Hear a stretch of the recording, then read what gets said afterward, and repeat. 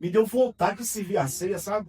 Mas eu tô com uma audição meio aguçada dentro de mim, irmãos, é diferente. Porque a voz não tá falando no meu ouvido, não tá falando dentro de mim, sabe? Aleluia. E eu queria servir da agora, mas aí ele falou assim, não sei, mano. Você vai falar primeiro para eles sobre um assunto que você já falou. Fale para eles. Fale para eles a importância da Santa Ceia. Que é a Santa Ceia primeiro. Antes de você fazer a sua vontade. Ser impulsionado. Fale da importância da Santa Ceia. Fale o que é a Santa Ceia.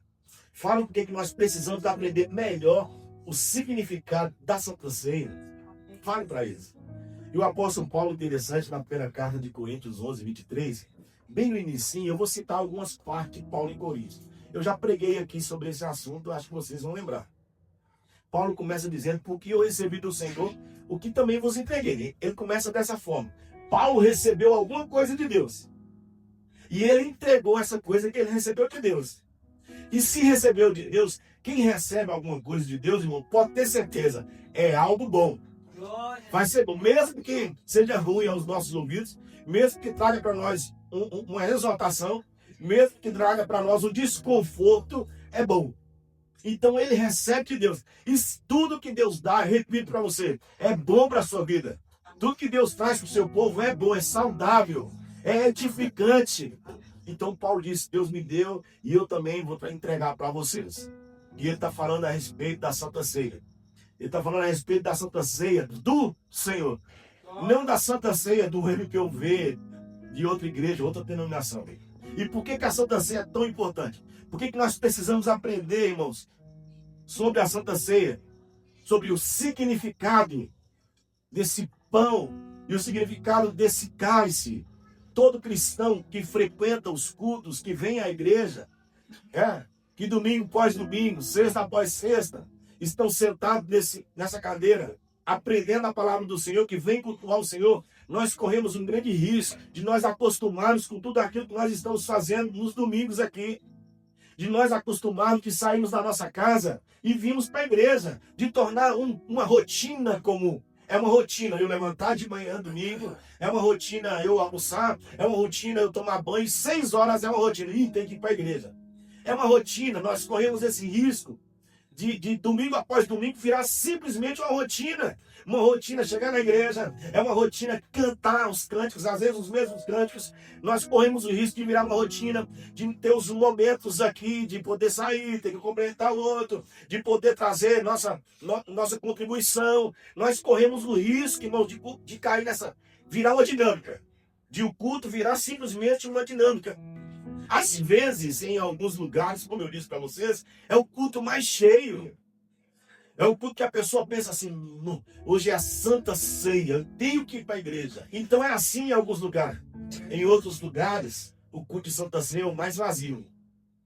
Porque as pessoas desprezam. Simplesmente porque elas tratam o culto da Santa Ceia como algo comum, uma coisa automática. É um culto, mas só mais um culto. É algo comum. Participar ou não participar, tem nada a ver. E não é comum, irmãos. A Santa Ceia é algo muito importante. Não tem nada, na verdade, todo culto tem a ver. Todo culto é culto para o Senhor. Nós estamos cultuando ao Senhor. Então é algo sagrado. O culto é algo sagrado. Não é só mais um momento. Você não está aqui hoje para mais um momento. Você está aqui hoje por causa de Cristo, para cultuar a Cristo. E esse momento é sério, irmãos. Esse momento da Santa Ceia do Senhor é tão sério que João, no capítulo 6, no versículo 52 em diante, quando os judeus começaram a discutir, né? Porque Jesus estava falando sobre o seu corpo e seu sangue, que quem não comesse no seu corpo e não bebesse do seu sangue não tinha parte com ele. Eles começaram a achar isso esquisito. Como pode oferecer a carne e o sangue? Como pode alguém dar a carne e o sangue? Eles pensavam em canibalismo, em loucura. Por isso que eles achavam Jesus meio louco. E Jesus estava falando, irmãos, em palavras espirituais. Jesus estava espiritualmente falando sobre o seu corpo e seu sangue. Jesus fala, irmãos, assim, Em verdade te digo, se você não comer da carne do Filho do Homem e não beber o sangue, não terá vida em vocês. Em outra tradução, quem não comer da minha carne, não beber do meu sangue, não tem parte comigo. É tão sério que Jesus falou, quem não participar desse momento, quem não participar desse sacramento, não tem parte comigo. Todo cristão deveria colocar na sua cabeça, eu preciso participar da Santa Ceia, eu tenho que participar da Santa Ceia. É necessário eu participar da Santa Ceia do Senhor, porque isso traz vida. Jesus que disse isso. Isso traz vida. Participar da Santa Ceia gera vida para mim. E se você ler o livro de Atos dos Apóstolos, você vai ver que todo encontro deles tinha Santa Ceia. Era todo culto. Em alguns lugares, em alguns países, é assim. Todo culto tem ceia. Todo culto tem ceia. E isso é um costume nós brasileiros, de uma vez por mês, celebrarmos a ceia. E mesmo assim, uma vez por mês, muitas pessoas esquecem da ceia. Ou lembram da ceia, mas como eu disse para você, é comum, é natural. E Jesus está dizendo para você hoje que não é comum, não é natural. Deus está falando para você hoje, participar da ceia não é algo comum, não é algo natural, é vida. É vida para você. Então eu faço uma pergunta para você pensar junto comigo, querido. O que a ceia do Senhor significa para você? Por que você participa da Santa Ceia? Qual é a razão de você vir aqui e pegar esse cálice, pegar esse pão? Por que você sai da sua casa em pleno culto de Santa Ceia e vem participar da ceia? O que significa para você? Se você não quer pensar comigo e não quer responder, eu vou responder para você. Baseado nessas palavras do apóstolo Paulo. A ceia, querido, do Senhor. Eu vou falar só uma resposta só. A ceia do Senhor é a lembrança de quanto Ele nos amou. Eu vou repetir para você, que nós cantamos isso aqui. A ceia do Senhor é a lembrança de quanto Ele nos amou. No versículo 25 da parte B, Ele está dizendo, faça isso em memória de mim. Tenha isso em mente quando você participar desse pão, quando você participar desse cálice. Tenha isso em memória, lembra de mim. Em outras palavras, faça isso para lembrar do que eu fiz por você. Pois, irmãos, quando nós celebramos a ceia do Senhor, nós lembramos do quanto que Ele foi sacrificado. O quanto que Ele foi sacrificado. O quanto que Ele sofreu. Veja aqui, querido, aqui. Veja aqui, no cálice, o sangue de Jesus. O sangue dele derramado na cruz do Calvário. Veja aqui o símbolo, nesse pão, o corpo de Jesus sendo dilacerado.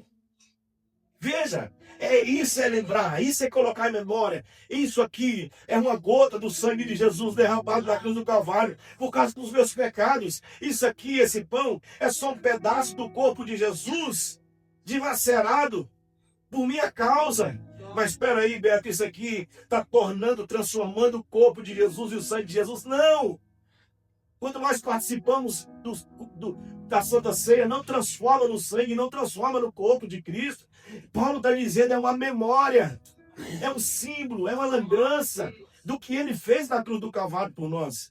E pior de tudo, irmãos, não foi o escárnio. O pior de tudo não foi Ele carregar a cruz. O pior de tudo não foi Ele ser crucificado. O pior de tudo, querido, não foi, sabe o quê? Ele levar os açoites, cuspir da sua cara. O pior de tudo não foi essas coisas humanas, porque Tiradentes passou por isso, outros homens também passaram por isso. O pior de tudo foi ele ter que suportar a ira de Deus sobre ele, que vinha sobre nós. Era para eu e você estar naquela cruz, era para nós sofrermos. A ira que Deus veio, a ira amorosa, não é ira de raiva não, irmão, porque Deus é santo, Deus é justo, e Ele não pode com pecado, e nós pecamos, e nós falhamos. Então o nosso destino era o inferno, o nosso destino não era mais vida, o nosso destino era estar morto. Mas então veio a ira de Deus. Quem poderia suportar a ira de Deus?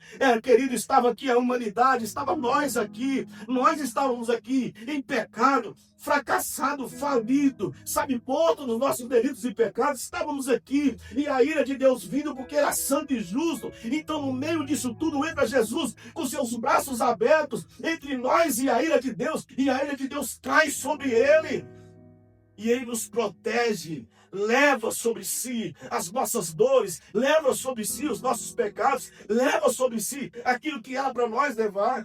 Isso foi o mais doloroso. Sabe o que foi doloroso, querido? Ele sentir só.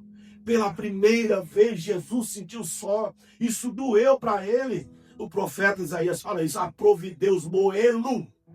Deus moeu seu filho. Eu creio que foi uma tristeza, uma angústia profunda de Jesus Cristo, de ser abandonado pelo Pai.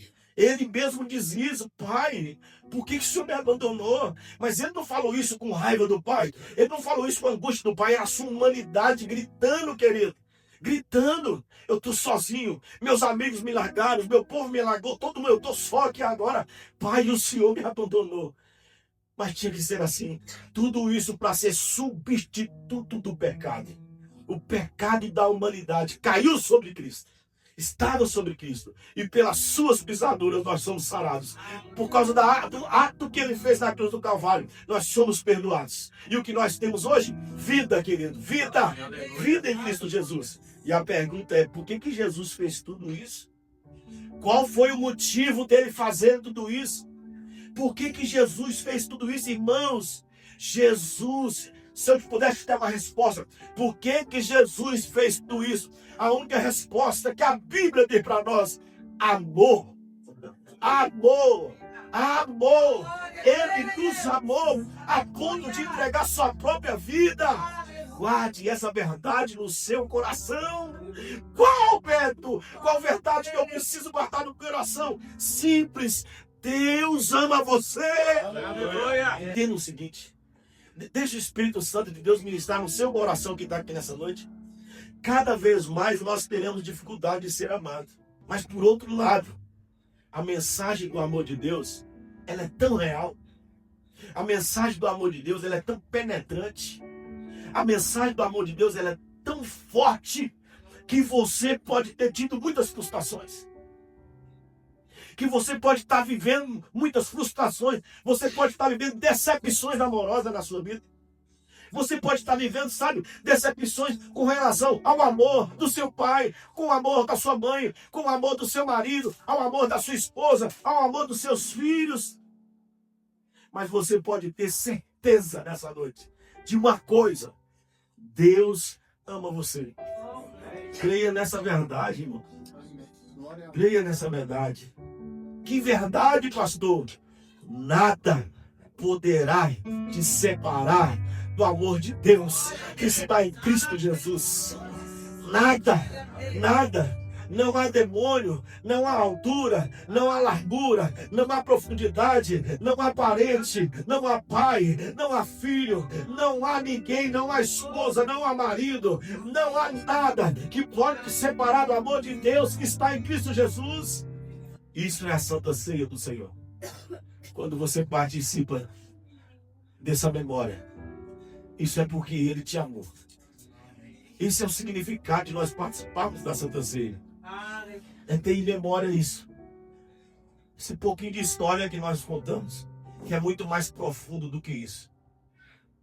Por isso que Paulo disse: eu recebi do Senhor que eu também estou entregando. E eu tomo essas palavras do apóstolo Paulo, porque eu recebi. Estou entregando para você essa verdade, esse conhecimento, essa profunda revelação da palavra de Deus, de que nós, quando participamos da Santa Ceia do Senhor, é simplesmente isso: amor. Ele me amou.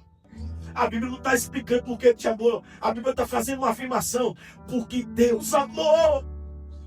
Ele só está afirmando: Deus amou, e não quer buscar explicações do amor de Deus. Simplesmente Ele amou. E se você quiser saber a explicação, eu repito para você: olhe para a cruz vazia.